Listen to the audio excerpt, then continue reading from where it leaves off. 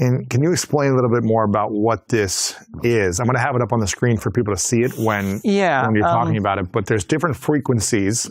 Yeah, I read a physics book where this physics professor was talking about the fertile void, the vacuum energy. And he said that the vacuum energy, number one, the void, was pure consciousness. Mm-hmm. I remember reading that and throwing the book down and saying, what is pure consciousness? I had to really think about it. Pure consciousness is a consciousness that is conscious of everybody, everyone, everything, everywhere, and every time, past, present, and future. So this is that kind of unified field, this universal mind. And at the top is a straight line, and that straight line represents a frequency that is absolute speed, the fastest frequency, and absolute rest in a non-vibrating state, right? Mm. Zero vibration. Zero vibration, so fast, the wave is so fast that the point of absolute speed and point of absolute rest merge. And now you're everywhere all at once. You can't go anywhere because you're everywhere, right? So it's a kind of a crazy concept, okay? He said it was pure consciousness, and he said in it lies all potential realities in their non-manifest, immaterial, intangible form. And he said, in order for matter to appear in this void, in this vacuum, a vibratory sensation must be set into motion in the void. And what's a vibration in the quantum? A thought. It's a disturbance, right? All right, so look at that flat line.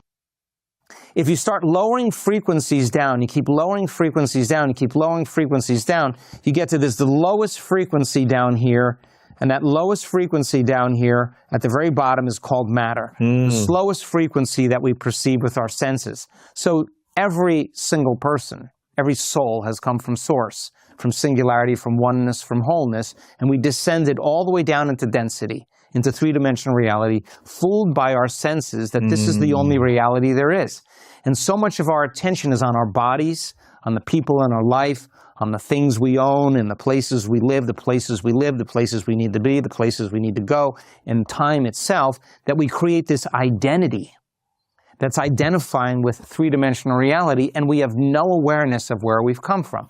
Throw in the hormones of stress, and activate the senses, and now you're really your body, now you're really your environment, that's where all your attention is, you're really obsessed with time, and now you got to play by the rules of Newtonian physics, and now everything is predictable, everything is known, everything you got to plan to make happen in three-dimensional reality. So then vibration, think of a pendulum. Take a pendulum, you got that point at the top, and swing a pendulum, and anything that vibrates, anything that oscillates, moves between 2 points of rest. 2 poles. And at the point where it goes at one point and it stops, that is the point of absolute rest. That is no time.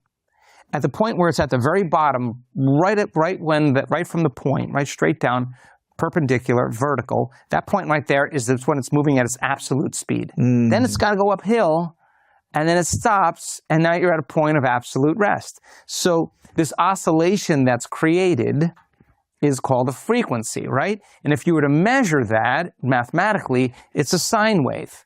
And at the very top of, say, the sine wave, the peak, that's the point of absolute rest. As it moves down and it's moving down, that right in the middle is the point of absolute speed, and then it goes to the point of absolute rest. Now, absolute rest is no time. Source energy, there's no space and there's no time. There's no separation. So then the slowest frequency then, in that point where it starts oscillating, you can see the slower frequencies are touching source a lot less.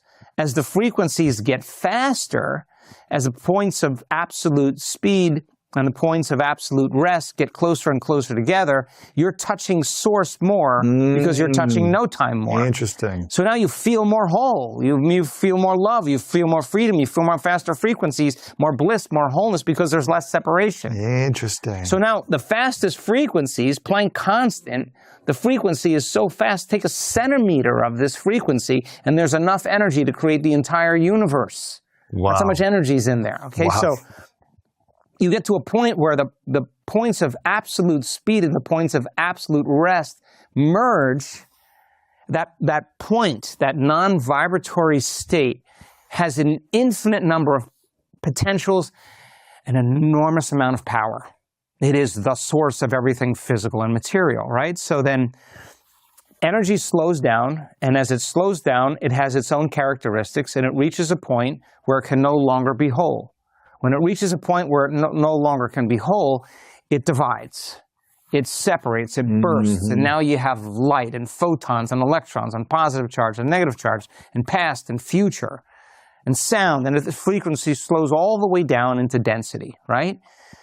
So then our job then is to take all of our attention off our body, off our environment and time, and really move to a place where we're conscious of nothing but you as an awareness. And when you do that, that point of where you become pure consciousness is the door to the quantum field. Wow. That's where we start interacting with different energies and frequencies.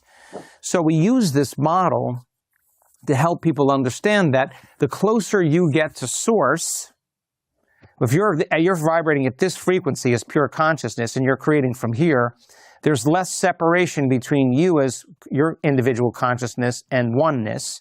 If there's less separation between 2 points of consciousness and you're creating from the field, it should appear in three-dimensional reality in a shorter amount of time. Down here, there's a lot of separation. It's just going to take you a long time to create what you want, right? So getting beyond yourself and becoming pure consciousness, there's a whole unlearning process that has to go on. Why?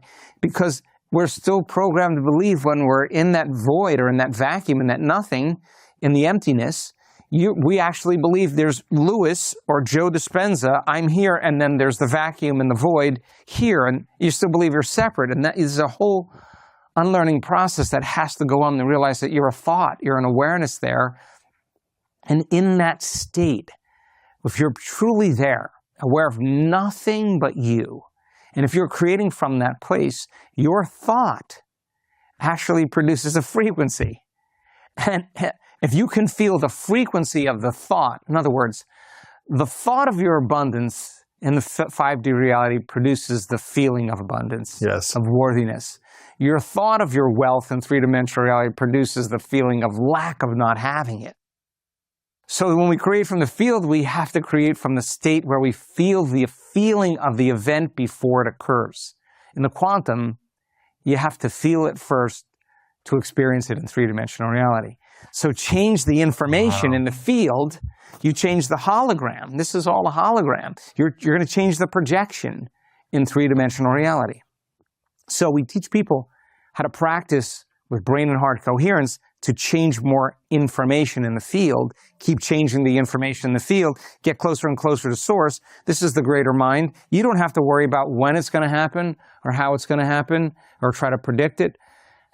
It's none of your business. Right. And you already feel good too. Yeah. You're creating from wholeness. Right. You're creating from wholeness instead of from lack.